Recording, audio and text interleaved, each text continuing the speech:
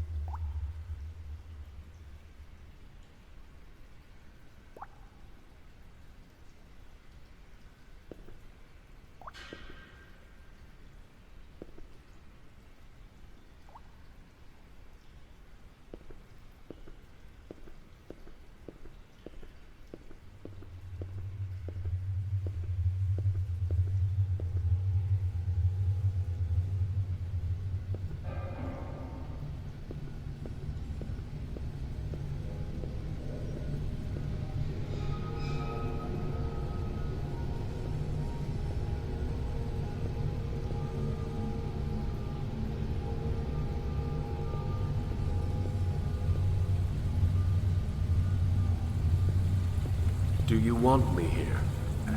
I know the question must seem odd, if not insulting, but I really must ask. You seem distant as of late.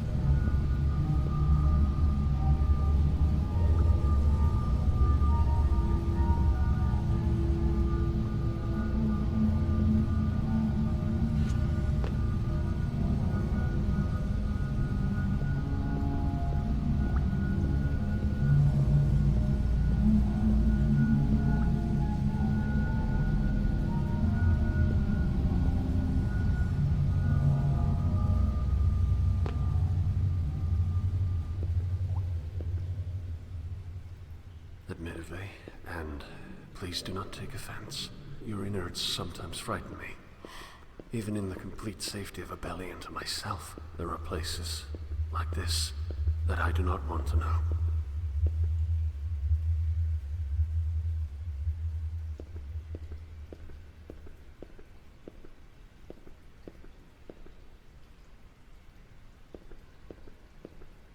I wonder if the dwellers would cluster together like rats if they really understood the true value of isolation.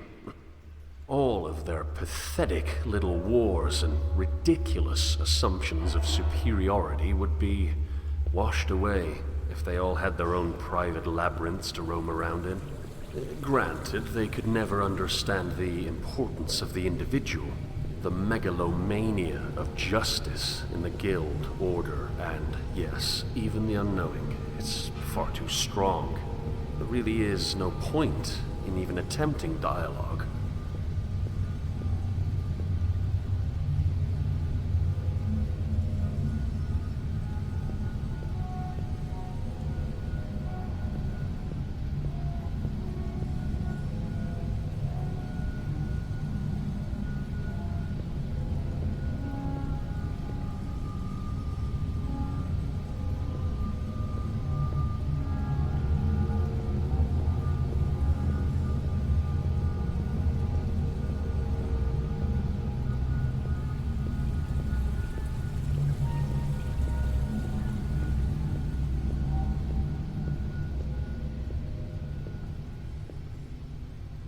As a child, before the lots were cast, my parents moved around a great deal. State of motion was not constant, of course, but it was frequent. Honestly, I loved the newness of it. I loved feeling like a sculpture, clay added over and over, but with an artist always ready to carve from my form that which I did not require, continually reshaping my psychology. Bags in front of me during the unfortunately early hours before departure. They seem to decrease in number with each successive voyage.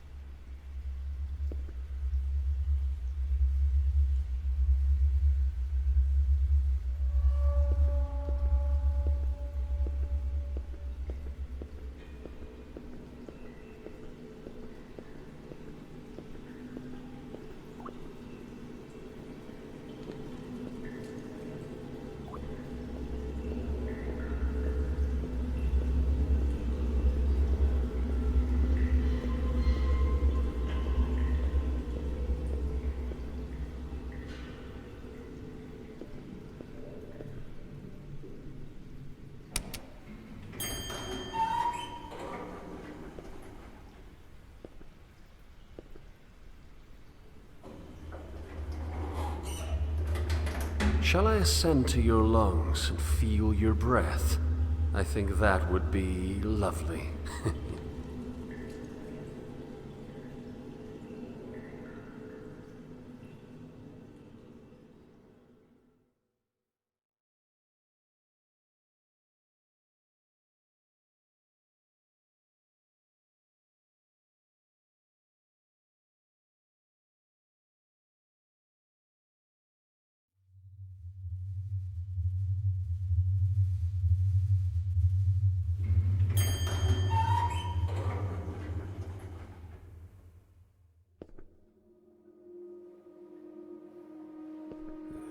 Simple little animals, aren't they?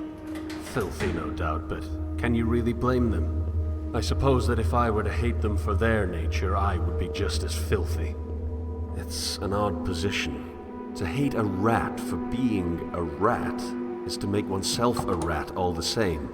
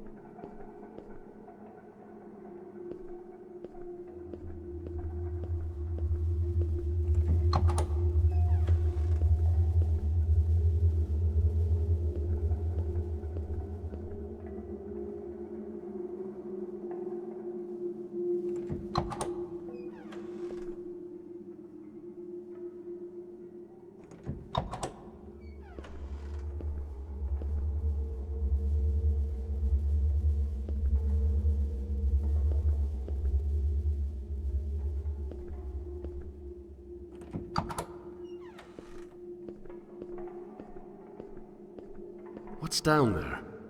No one ever told me. Not that I know anyone. Apparently, after the Guild took this area from the Order, they felt the need to block off the tunnel leading to an access point dumping into the unclean water. Everyone knows not to drink it, so why block the path?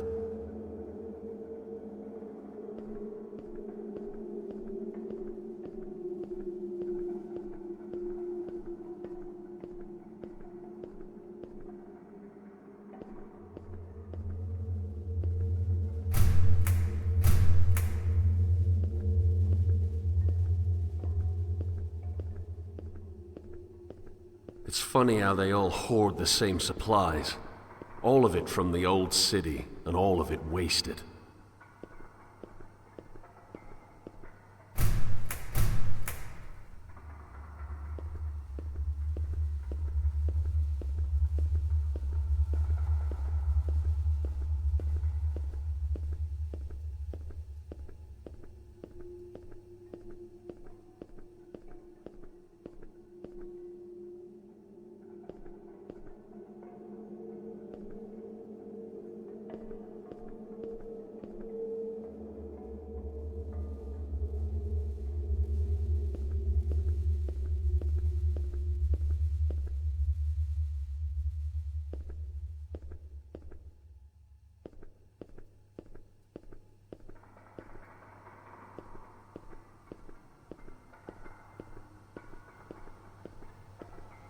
I don't think I'm a particularly condescending person.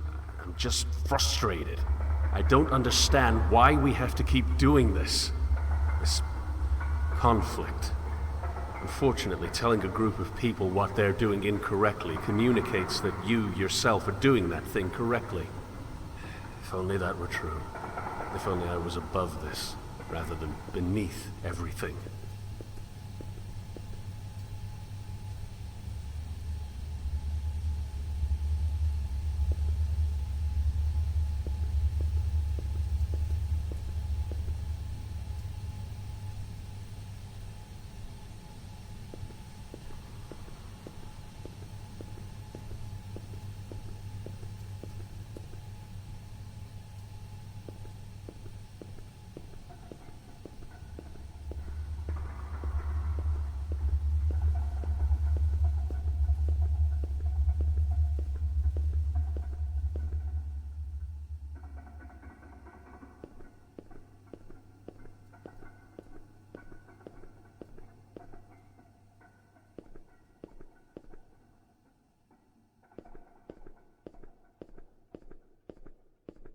What is this?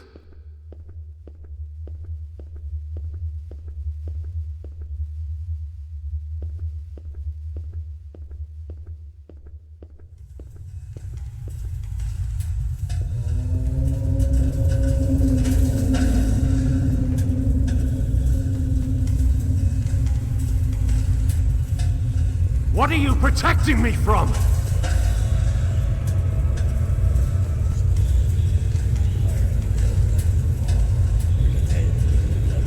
I must see it. I must see what they've done. I must see the extent of Nineveh's fruits, and I must see what they've done to you. Tarshish is nothing but a distant glimmer on the banks of void.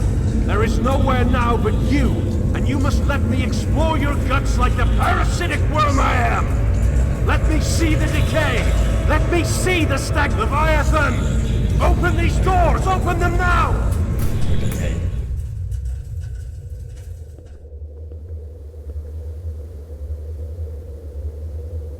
What have they done?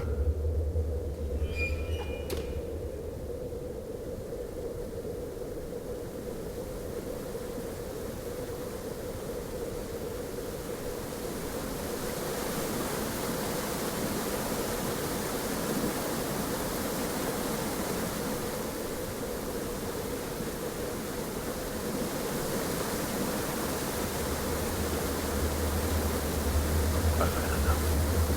I'm sorry.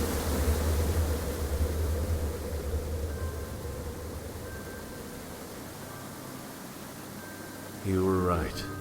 I'm not ready. I'm sorry. I'm so sorry.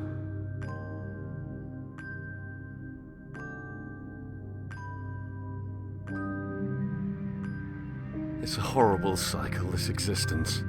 I reach out to connect with them. Again and again I try, only to discover that nothing has changed. So I return home. Progression is lost, and I restart the cycle. I just want to sail.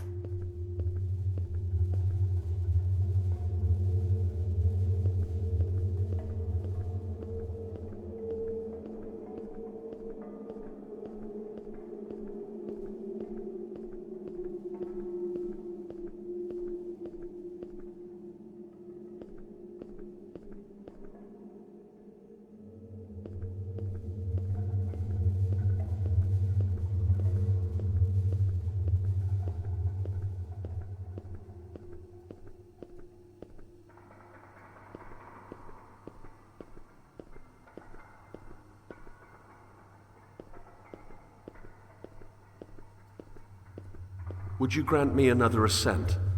I've explored your innards. Let me scale your back.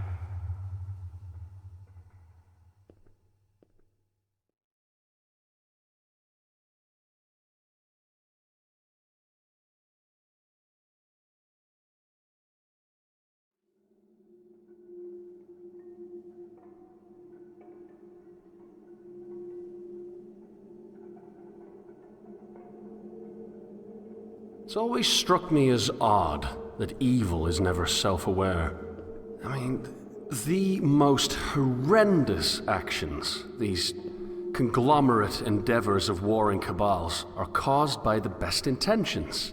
So all that's left is this grand suspicion of idiocy. Good intentions are moot under the control of a ludicrously stupid idea. But my contribution is hardly an appropriate contrast. I would like to argue that my contribution is non-existent, and thus superior to their negative impact. But the truth is, we're all infinitely terrible for not contributing at all, be it through neutrality or detriment.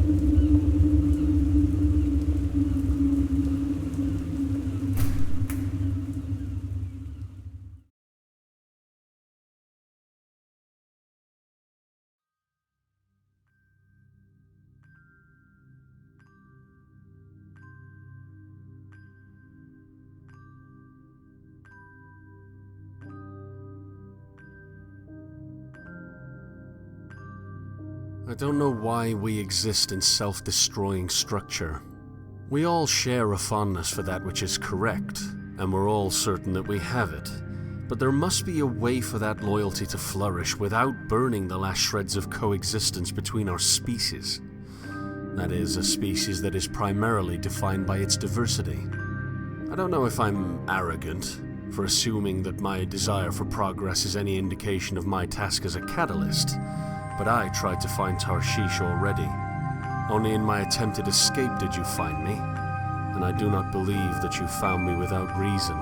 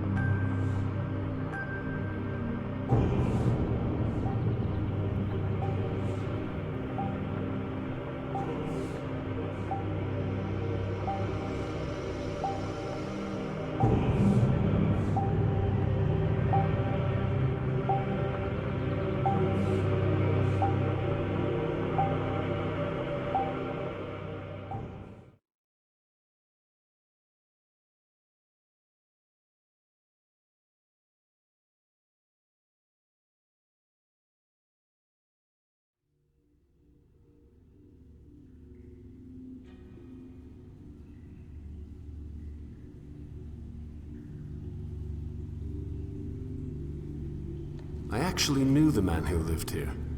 I believe his name was Solomon, though he insisted that the matter was irrelevant. During the few times we spoke, he seemed ungrateful to the point of mental masochism.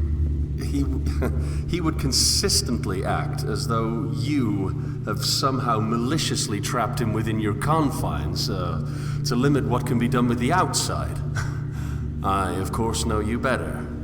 You and I have a special relationship. Before the fall, I had access to a monolithic complex of voices. My parents would simply drop me off with the instruction to learn. Vague, certainly, but the uncharted nature of the command provided me the freedom to let my interest plot the course. My travels picked up in speed as the voices became stronger, pulling me ashore to distant lands where discovery welcomed me with open arms.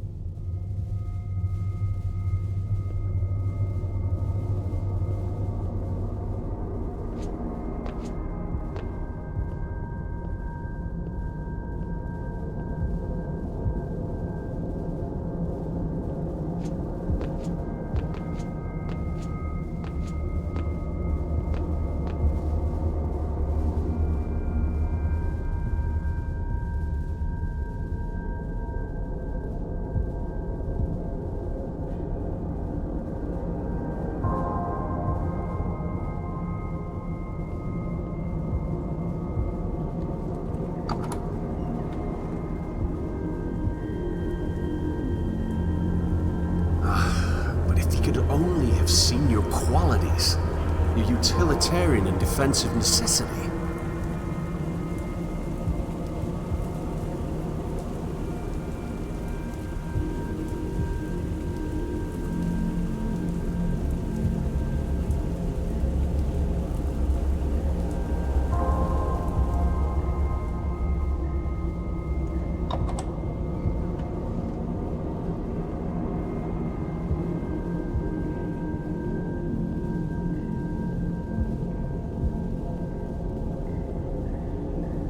Naturally, I have my moments where I wish I could sail, but these are nothing but unchecked emotional discharges amidst an otherwise passably clear and somewhat intact realism. Solomon never could stop the dreaming. His unrestrained imagination grew until the contrast was too much, and he was forced to take the honorable route, like so many of the others who litter the walls of your interior.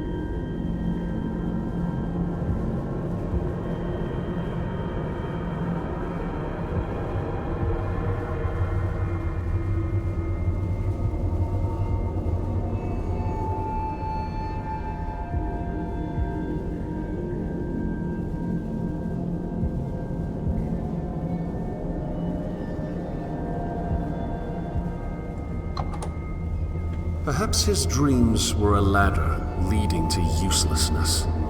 Perhaps my dreams are the same.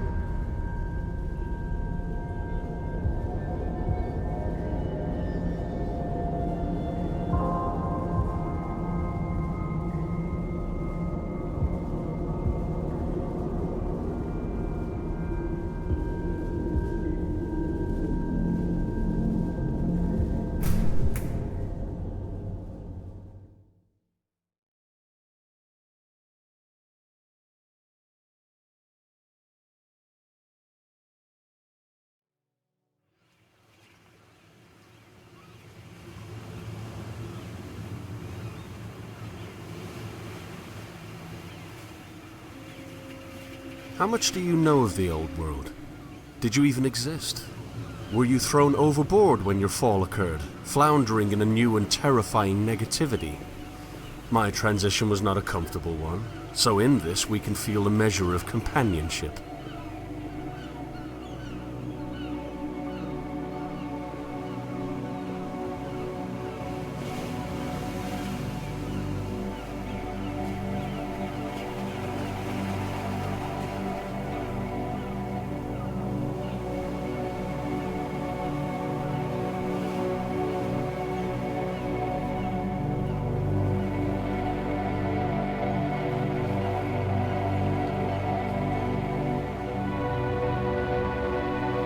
Do you still believe in a world out there in the blue?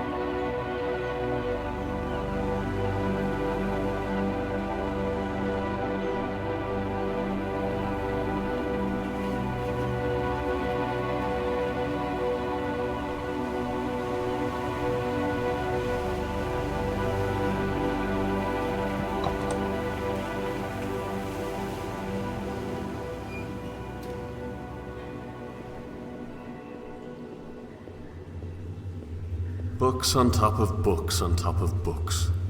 Voices creeping in from the vasts of a larger and more ancient world, now trapped in the claustrophobia of narrow minds and cold halls.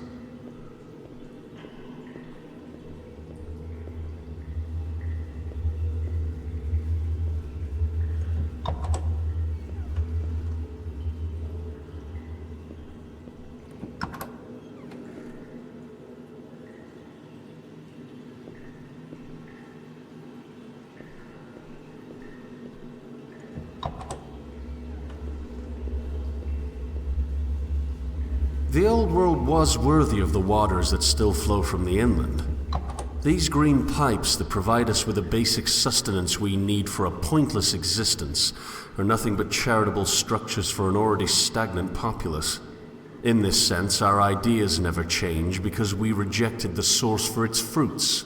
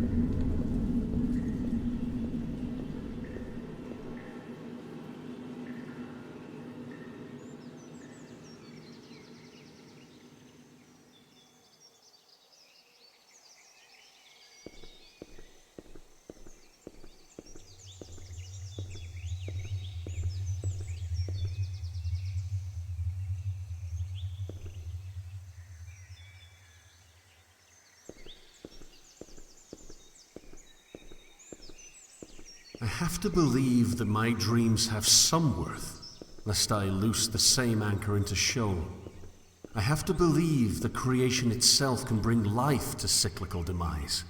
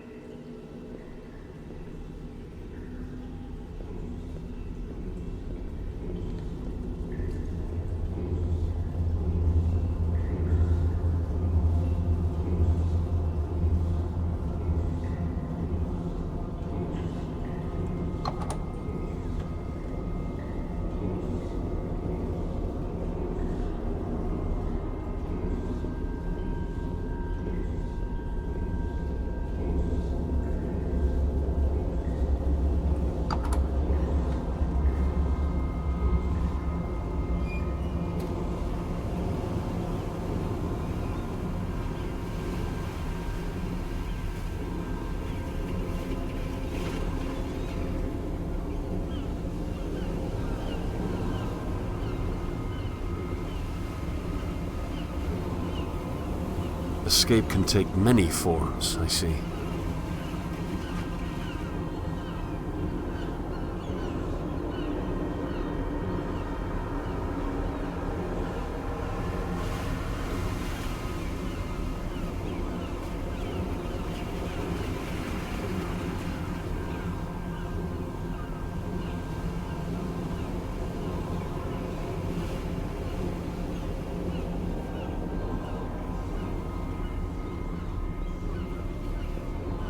They all do the same thing. They all claim a certainty that makes the certainty of others moot. Yes, again and again I know. Truth must be compatible with itself. But is that not illusory? Is truth itself not something that is in essence unattainable? My realism's present, but so are my dreams. And to claim otherwise is a dream all the same. It's as if they have dreamt of a world without dreams. It's as if their world is one in which truth has revealed itself in an anthropomorphic turn, allowing us all to see it clearly and grasp it amidst the darkness. Sad, yes, that we all see a different beacon. Now, all I see is void, and I do not know what's left other than to give up and stagnate in your belly. I may not have their full sense of certainty, but as of now, I cannot present an alternative. Truth must be compatible with itself. But that is irrelevant when truth is outside our reach. Onward with conflict, then, and onward with my labyrinth.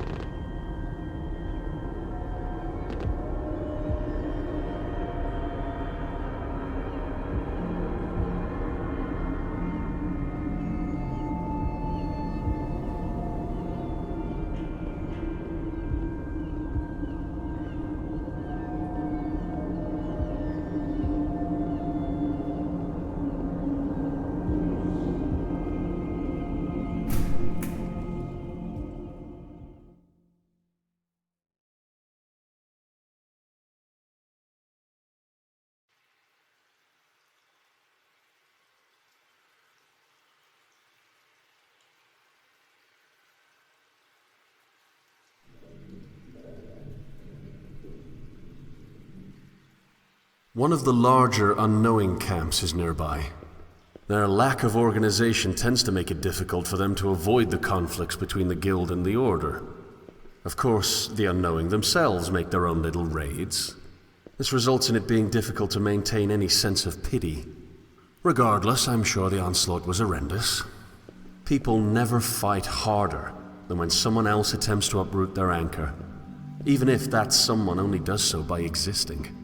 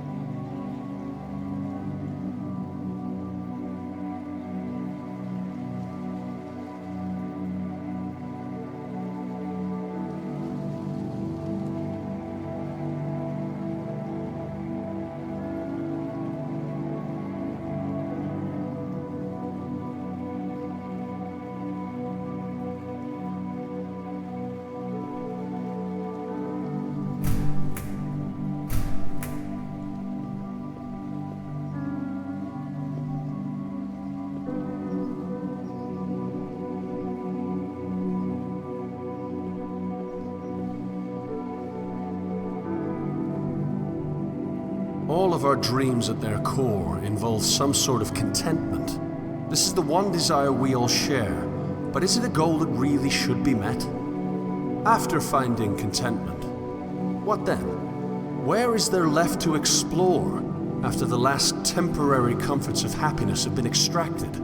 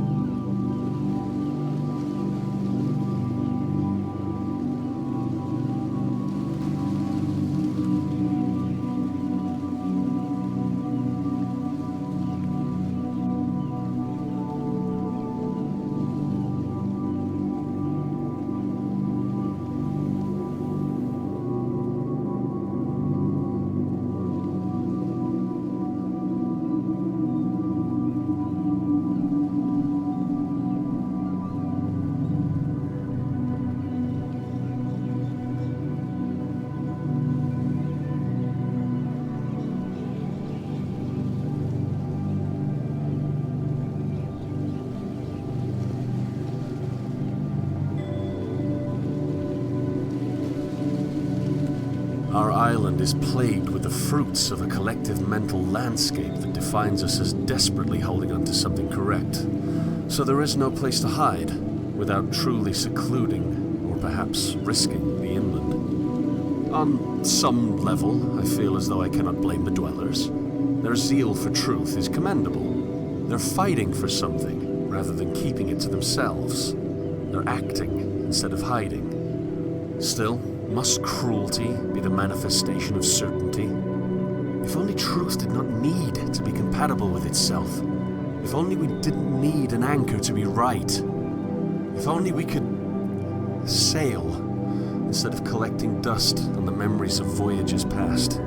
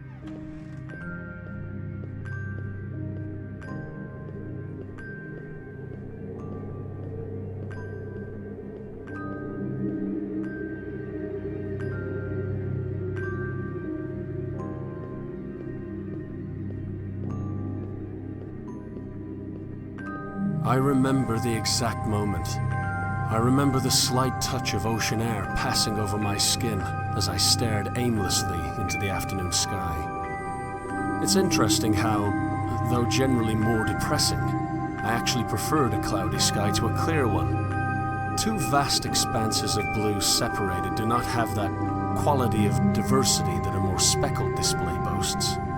This is not to say that a cloudy sky is wholly unfortunate, because there were moments amidst the grey that I learned to dwell in. I learned to live in the moments where the heavens would tear through the sky as if digging through dirt, creating little bursts of pastel light in the otherwise desaturated gloom. It's as if clouds are nothing but a frame. I wonder if without them, happiness would turn into a flat portrait of stagnation.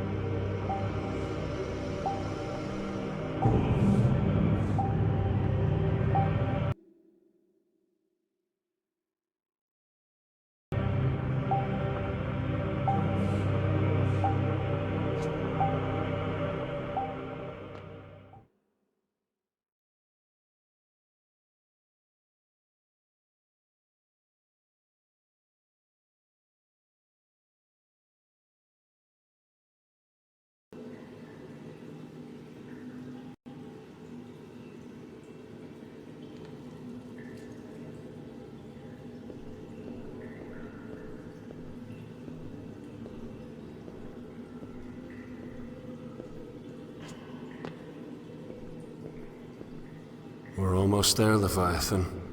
The final step between me and the old city's upon us. I wish I could take you along.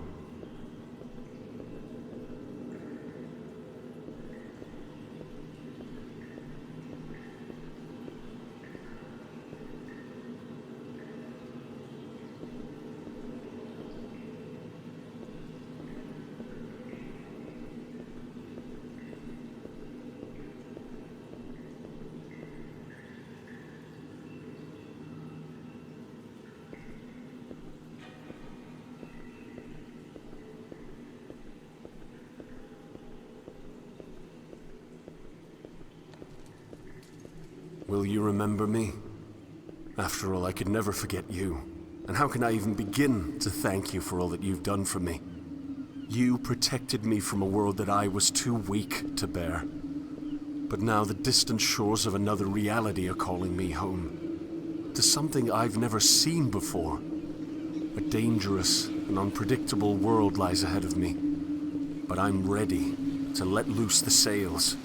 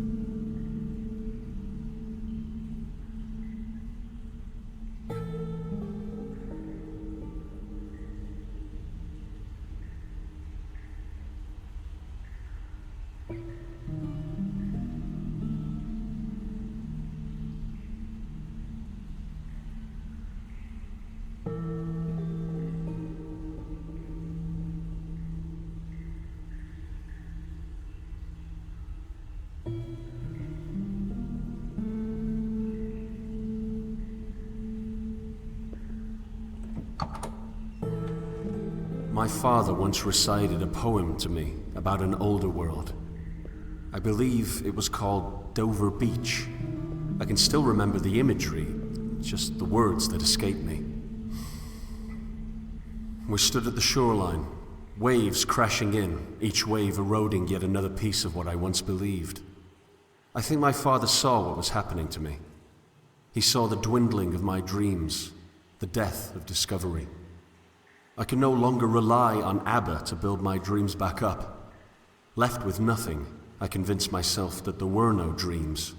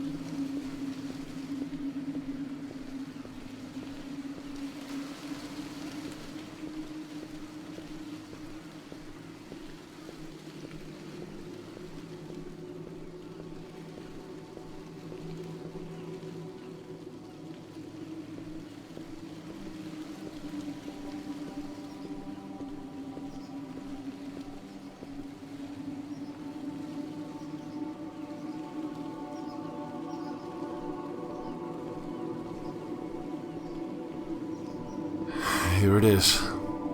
The leap. Goodbye, my old friend.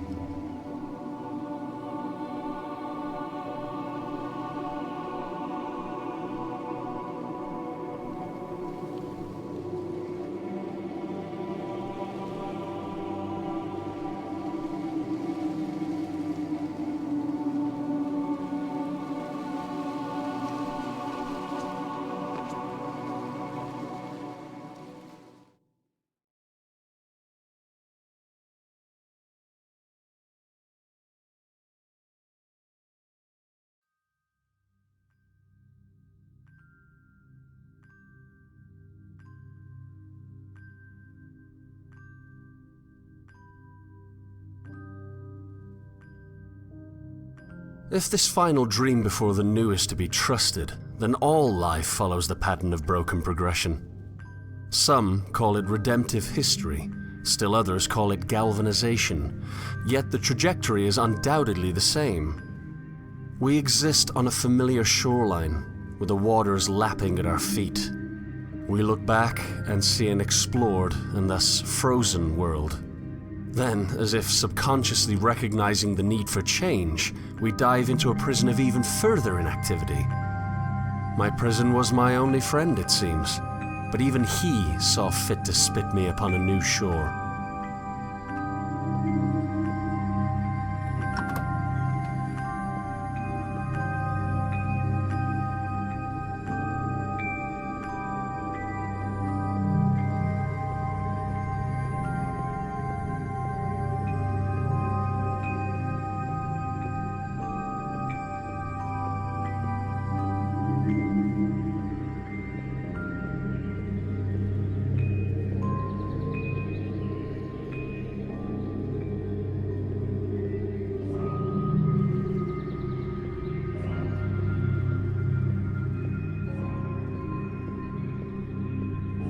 I won't lie, I do miss Leviathan. It wasn't his fault that I was a parasite. But was he necessary at all? After being cast out, was devolution in his stomach the appropriate next step? Why couldn't I have simply washed ashore to the old city?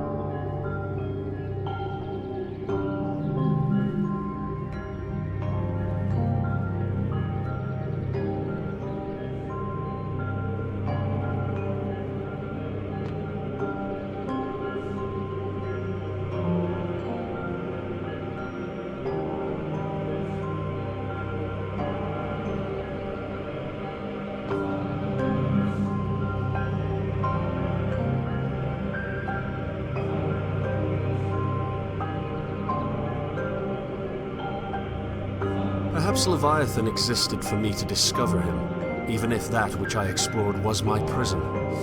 Perhaps I simply needed to see the stagnation before evolving.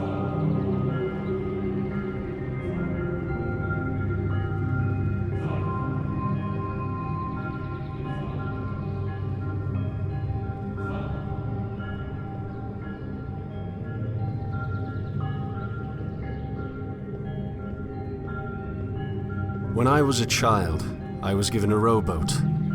I wanted to sail, so the universe built me a galleon. How unfortunate that, when I got older, I no longer wished to explore.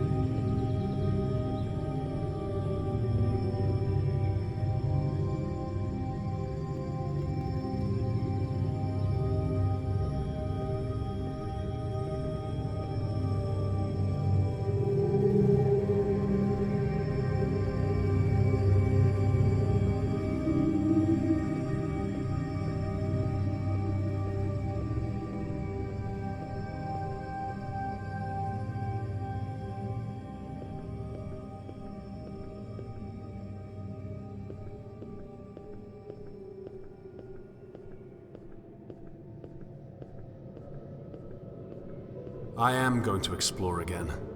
I'm going to board my vessel and sail into an unknown world to dream all the more. I'll leave this dream behind to feel the sand of other shores in my hand and let it loose as I travel inward towards newness. First, however, I'll make one last dive into abyss.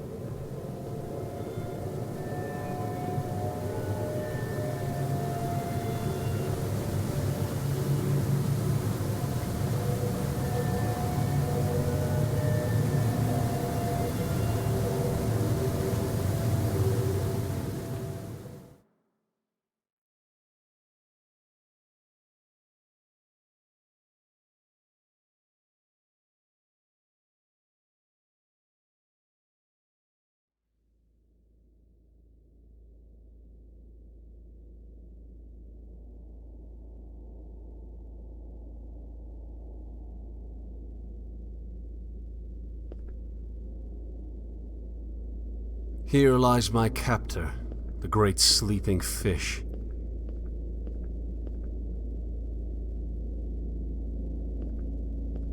My foundation's been disintegrated. I'm left with nothing but void. However, the baby of belief need not be thrown out with the bathwater of certainty. An assertion from an assumption is still an assertion, making any deduction from that foundation subject to critique.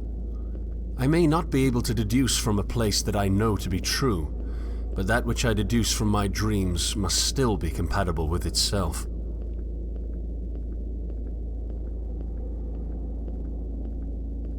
Like a child, I regressed with no end.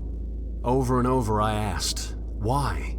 As each answer demanded further questioning. Eventually, I convinced myself that the regression was nonsensical, by nature of it being childish. But what if that childlike curiosity is the vessel that can bring us to usefulness? What if we put aside the certainty and adopt discovery?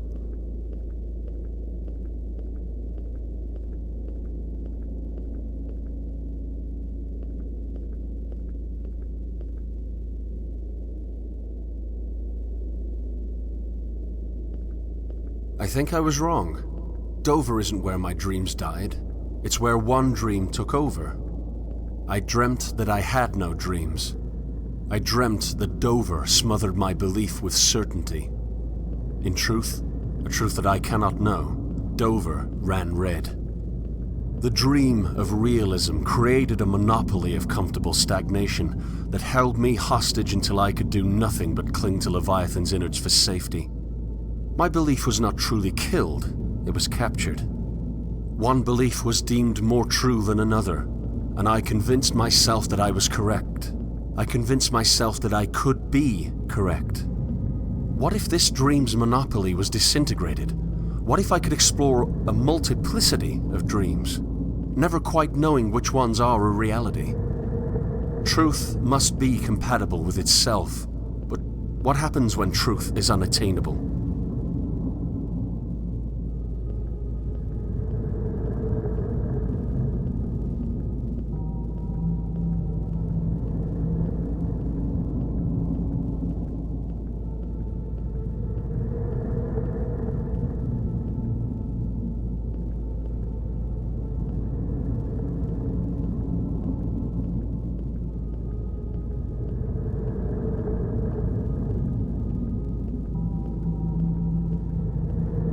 I would tell myself that the real world has shown itself like a clear blue sky, spotless in its vast and flat nature.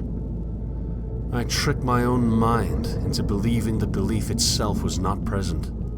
Now that the illusion has been revealed, I'm left believing that I can't know.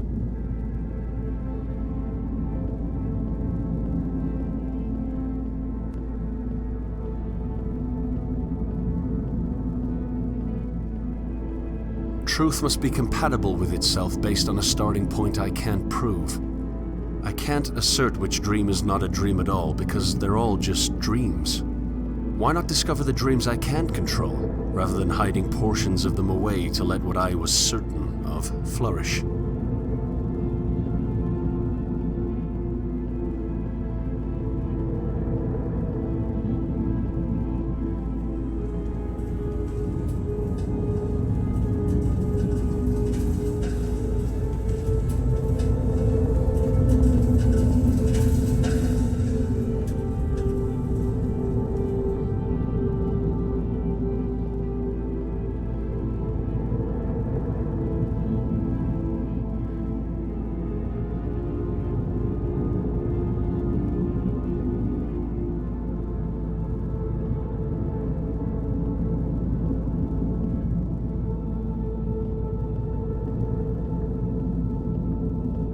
One last look at my cage. One last dive into the abyss of negativity.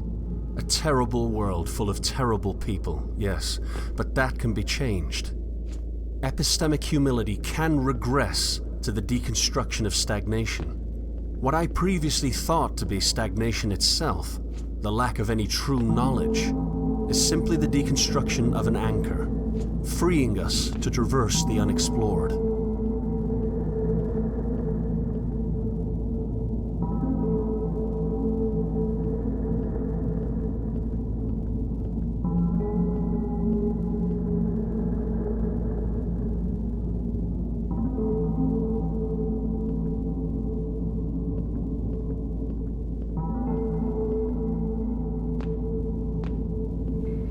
I swam the depths.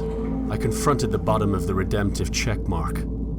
I was far more negative than those who still cling to certainty, but that's part of the progression. It's part of the broken progression. In this respect, we cannot improve without first deconstructing.